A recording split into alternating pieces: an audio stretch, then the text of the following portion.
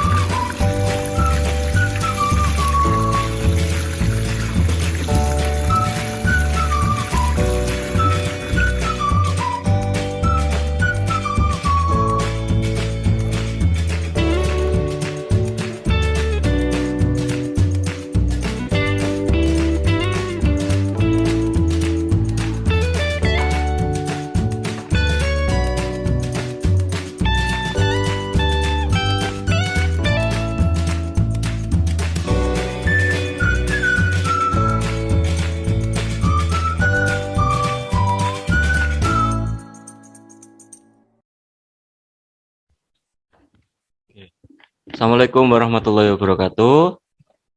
Waalaikumsalam warahmatullahi wabarakatuh. Waalaikumsalam warahmatullahi wabarakatuh. Baik, teman-teman, silakan kameranya dinyalakan terlebih dahulu.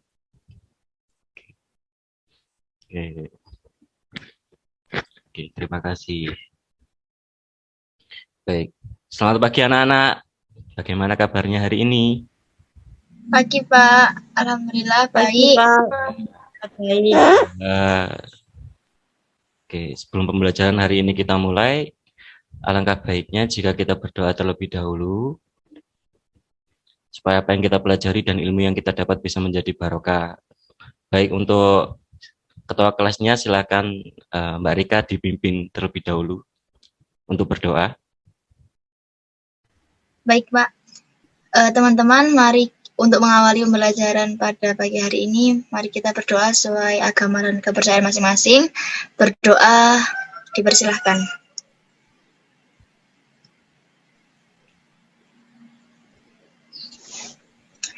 Berdoa selesai. Oke, baik. Terima kasih Mbak Rika. Oke, Bapak absen dulu ya anak-anak. Ini siapa yang tidak masuk? Sepertinya ini sudah masuk semua, ini sudah lengkap ya. Oke. Ada Mbak Amalia, Dinda. Iya, Pak. Ya. Farida, Iya, Pak, ada. Vista, Ada, Pak. Rika, Hadir Pak. baik. Salsa Nabila. Ada Pak. Oke, berarti sudah lengkap ya. Oke, senang sekali hari ini kita bisa bertemu kembali dalam mata pelajaran ekonomi, walaupun masih melalui daring ya, tidak tatap muka secara langsung. Meskipun begitu, kita harus tetap semangat ya. Oke, minggu kemarin kita sudah membahas tentang pasar. Mungkin ada yang mau ditanyakan tentang materi minggu kemarin? Silakan. Tidak ada. Oke, kalau begitu untuk hari ini kita masih membahas seputar tentang pasar juga, yaitu dari bentuk-bentuk pasar barang dan ciri-ciri pasar barang. Sebelumnya di sini Bapak akan menyampaikan dulu tujuan pembelajaran kita pada hari ini. Yaitu di sini anak-anak Bapak harap dapat memahami dan mengidentifikasi bentuk-bentuk pasar barang dan ciri-ciri bentuk pasar barang. Nanti Bapak akan menjelaskan tentang materi tersebut melalui PowerPoint. Setelah Bapak menjelaskan materinya, kalian akan Bapak beri kuis pilihan ganda melalui quizzes ya.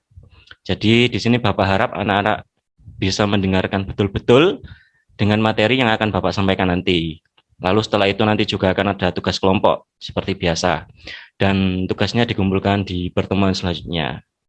Oke. Sebelum Bapak lanjutkan di sini, silakan kalian siapkan dulu alat tulis menulisnya dan cari posisi yang nyaman agar proses pembelajaran kalian tidak terganggu. Oke, sudah disiapkan? Sudah, Pak. Sudah, baik. Sudah, Pak. Baik anak-anak, mari kita mulai pelajaran pada pagi hari ini. Untuk materinya akan Bapak share sebentar ya, ditunggu. Apa PPT-nya sudah terlihat?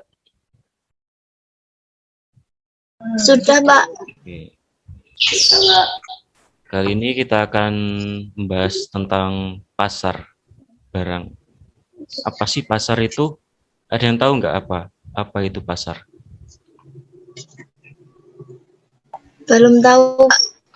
Oke, jadi pasar itu adalah merupakan sebuah tempat atau wadah bertemunya permintaan dan penawaran atau penjual dan pembeli untuk melakukan transaksi atau jual beli tentunya, baik berupa barang maupun jasa. Seperti itu. Itu adalah pasar. Next. Nah, ini pasar output adalah pasar yang menjual belikan sebuah produk barang atau jasa sebagai hasil produksi suatu perusahaan. Nah, di sini struktur dari pasar output dibagi menjadi dua, ada pasar persaingan sempurna, perfect competition market, dan pasar persaingan tidak sempurna, imperfect competition market. Yang pertama kita akan membahas tentang pasar persaingan sempurna terlebih dahulu. Apa sih pasar persaingan sempurna itu?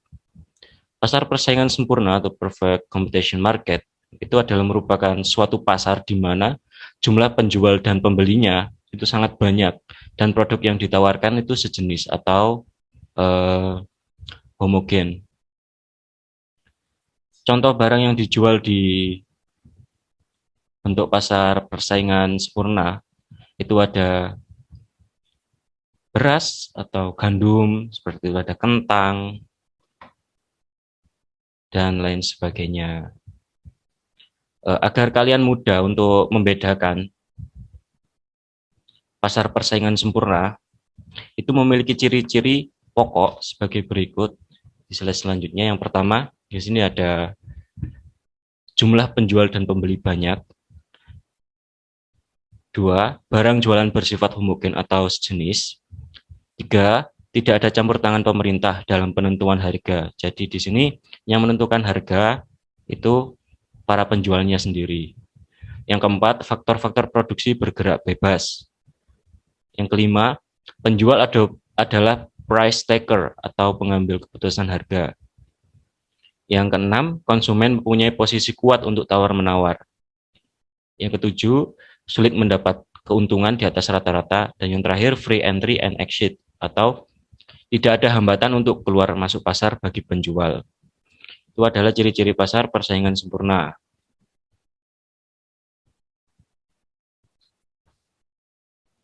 Oke, sudah paham ya anak-anak ya tentang pasar persaingan sempurna? Paham, Pak. Oke, baik. Jika ada yang belum jelas bisa ditanyakan, silakan. Oke, kita lanjut. Pasar persaingan tidak sempurna. Selanjutnya, imperfect competition market. Merupakan pasar yang hanya memiliki penjual terbatas, tetapi pembelinya sangat banyak. Barang atau jasa yang terdapat dalam pasar ini itu bersifat heterogen. Karena jumlah penjualnya terbatas, maka penjual menjadi pihak yang menentukan harga. Nah, kenapa dikatakan tidak sempurna hal ini? Karena dianggap ada kecacatan yang menimbulkan ketidakadilan dalam pasar. Seperti itu. Nah, pasar persaingan tidak sempurna juga memiliki ciri-ciri pokok. Antara lain sebagai berikut. Ini adalah ciri-cirinya. Yang pertama, hanya terdapat sedikit penjual dengan sangat banyak pembeli. Jadi di sini penjualnya itu hanya sedikit. Sedangkan pembelinya itu ada banyak, peminatnya. Yang kedua, harga ditentukan oleh penjual karena ada unsur monopoli sehingga interaksi ekonomi atau jumlah permintaan dan penawaran kurang berperan dalam pembentukan harga. Yang ketiga, sulit untuk produsen atau penjual baru masuk ke dalam pasar. Dan ciri-ciri yang terakhir di sini, barang dan jasa yang ditawarkan bervariasi, tetapi akan sulit untuk mencari barang substitusinya. Nah, dalam pasar persaingan tidak sempurna ini dibagi menjadi beberapa jenis.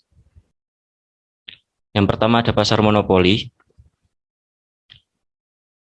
Monopoli sendiri itu terdiri dari beberapa kata, yaitu dari kata mono yang artinya satu dan poli yang artinya penjual. Ya, sesuai dengan namanya, pasar ini itu hanya ada satu penjual yang berlaku sebagai penentu harga karena tidak ada yang menyaingi dan barang yang dihasilkan tidak memiliki barang substitusi. Untuk contoh dari pasar monopoli ini, yaitu ada contohnya itu seperti PLN, terus PDAM, terus ada PT KAI, dan seperti yang ada di gambar ini, PT Pertamina. Itu untuk pasar monopoli. Oke, untuk selanjutnya pasar oligopoli. Berbeda dengan pasar monopoli, pasar oligopoli ini dikuasai oleh beberapa perusahaan, namun jumlah barang yang ditawarkan tetaplah homogen atau satu jenis saja. Pasar oligopoli biasanya dilakukan dengan bentuk upaya menahan perusahaan potensial dapat memasuki pasar. Untuk contoh dari pasar oligopoli ini, itu seperti industri motor, terus industri air mineral. Kalau di sini air mineral contohnya seperti apa? Ada yang tahu? Gampang ini. Aqua, terus Le Mineral, dan lain sebagainya. Terus ada industri rokok, dan lain sebagainya. Itu untuk pasar oligopoli. Yang selanjutnya di sini pasar monopolistik, pasar monopolistis. Pasar monopolistik ini berisi beberapa produsen dengan jenis barang yang serupa, namun karakteristiknya berbeda-beda. Produsen juga mempunyai kemampuan untuk mempengaruhi harga pasar, tapi tidak terlalu besar dibandingkan dengan pasar monopoli dan oligopoli yang sudah Bapak jelaskan tadi. Contoh dari pasar oligopoli ini yaitu seperti produsen sabun, terus produsen sampo, pasta gigi, itu kan dari beberapa perusahaan tapi memiliki fungsi yang sama. Terus di sini juga ada produsen motor. Motor kan di sini kan motor ini kan yang ada di gambar itu kan sejenis kan. Tapi dari beberapa produsen yang berbeda, ada yang dari Honda, terus ada yang dari Suzuki, Yamaha, Kawasaki, dan tentunya memiliki karakteristik atau ciri-ciri yang berbeda-beda. Itu untuk pasar monopolistik. Oke. Dari sini apakah ada yang ditanyakan dari anak-anak? Belum, Pak. Belum. Pak, saya ingin bertanya. Baik. Saya bertanya, Pak. Berarti yang seperti masuk pasar apa enggak, Pak? Gimana? Suaranya putus-putus. Seperti Shopee, Lazada itu termasuk pasar atau tidak, Pak? Oh, kalau e-commerce seperti Shopee, terus Lazada, Tokopedia itu juga termasuk pasar. Tapi pasar online. Jadi di zaman modern saat ini itu pasar itu tidak harus bertemu secara langsung antara penjual dan pembeli, bisa juga melalui online. Ya, contohnya seperti itu tadi, melewati aplikasi Shopee, Lazada, terus Tokopedia, Blibli dan lain sebagainya. Jadi itu termasuk pasar juga. Gimana? Nggih, Pak, paham. Baik. Sudah tidak ada yang ditanyakan lagi? Eh, kalau tidak ada yang ditanyakan, di sini Bapak akan memberikan kuis kepada kalian semuanya, kalian semua. Di sini Bapak akan mencoba untuk mengetes kefahaman kalian melalui kuis ini, paham apa tidak dengan materi yang sudah Bapak jelaskan tadi. Oke. Ini.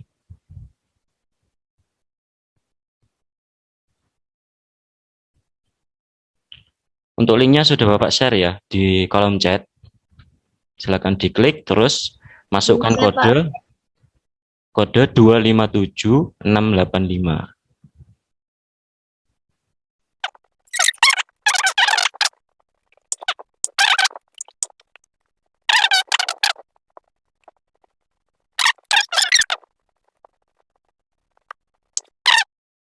Oke, ini sudah join semua ini. Apa kalian sudah siap? Sudah siap? Siap, Pak. Oke. Bapak hitung ya. 3, 2, 1, mulai.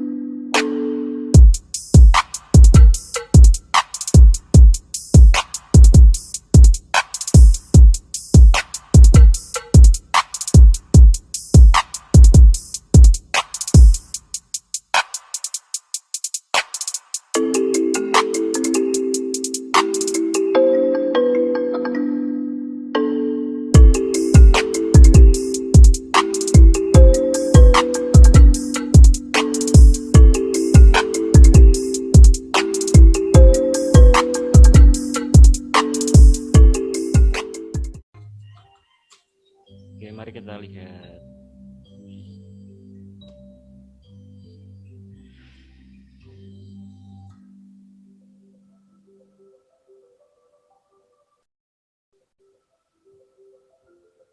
Wih, berarti bisa kalian lihat ya, ini tepuk tangan untuk teman kalian atas nama Mbak Dinda. Di sini dia menang, mendapatkan poin tertinggi. Oke, tepuk tangan. Keren. Baik. Oke. Baik, ini nilainya bagus-bagus ya. Ada yang dapat poin, ada yang mendapatkan poin. Ini ada yang benar semua, menjawab 100 dari 10 soal benar semua. Terus ada juga yang salah 1, dan juga ada yang salah 3. Ini nggak apa-apa. Jadi ini poin yang kalian dapatkan ini nanti akan masuk ke dalam nilai kalian. Ya. Oke.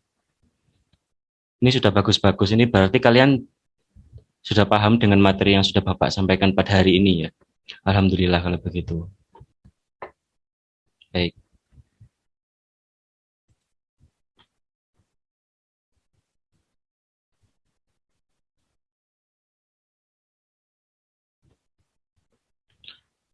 Baik anak-anak, terima kasih atas partisipasinya untuk mengerjakan kuis tadi. Jadi di sini kesimpulannya, pasar itu adalah tempat bertemunya permintaan dan penawaran atau penjual dan pembeli, sehingga terjadilah transaksi jual beli baik berupa barang maupun jasa. Tadi kan ada dua jenis struktur pasar, yaitu pasar persaingan sempurna dan tidak sempurna. Ciri-ciri pasar persaingan sempurna itu tadi, yang pertama ada jumlah penjual dan pembelinya banyak, terus barang jualannya bersifat homogen atau sejenis, terus ada juga tidak ada campur tangan pemerintahan dalam penentuan harga. Sedangkan untuk persaingan tidak sempurna itu ciri-cirinya, yang pertama hanya terdapat sedikit penjual tapi pembelinya banyak. Contohnya seperti apa tadi, kalau dalam pasar monopoli itu contohnya seperti PLN, terus PDAM, terus PT Pertamina, seperti itu. Terus yang kedua, ciri-ciri yang kedua di sini harga ditentukan oleh penjual, seperti itu. Sudah paham ya anak-anak tentang pasar barang ini? Ya Pak, paham. Baik. Sudah, Pak. Oke, di sini sebelum Bapak akhiri pembelajaran kita pada pagi hari ini, Bapak akan memberikan tugas kelompok kepada kalian semua. Untuk kelompoknya di sini Bapak bagi sendiri sesuai dengan urut absen. Untuk kelompok pertama di sini ada Mbak Amalia, Mbak Dinda, dan Mbak Frista. Silakan dicatat. Jadi tugas kalian nanti membuat makalah dan juga PPT. Lalu untuk minggu depan dipresentasikan melalui media Zoom. Itu untuk kelompok yang pertama. Materinya tentang analisis pasar. Terus untuk kelompok yang kedua di sini ada Mbak Farida, Mbak Rika, dan Mbak Salsa. Tugasnya yaitu mencari materi mengenai ruang lingkup pasar, lalu dibuat makalah, setelah itu buat PPT. Dan presentasi di pertemuan yang akan datang juga. Di sini sudah paham ya dengan tugasnya masing-masing kelompok? Paham Pak. Makalahnya berapa lembar? Untuk makalahnya terserah anak-anak, tidak dibatasi. Oke Pak, terima kasih. Oke, untuk pertemuan yang akan datang, kita akan membahas tentang materi yang akan anak-anak presentasikan minggu depan, yaitu tentang analisis pasar dan ruang lingkup pasar. Untuk materi kita selanjutnya. Baik, agar ilmu yang kita dapat hari ini bisa menjadi barokah, mari kita berdoa bersama-sama terlebih dahulu. Menurut kepercayaan masing-masing, berdoa silakan.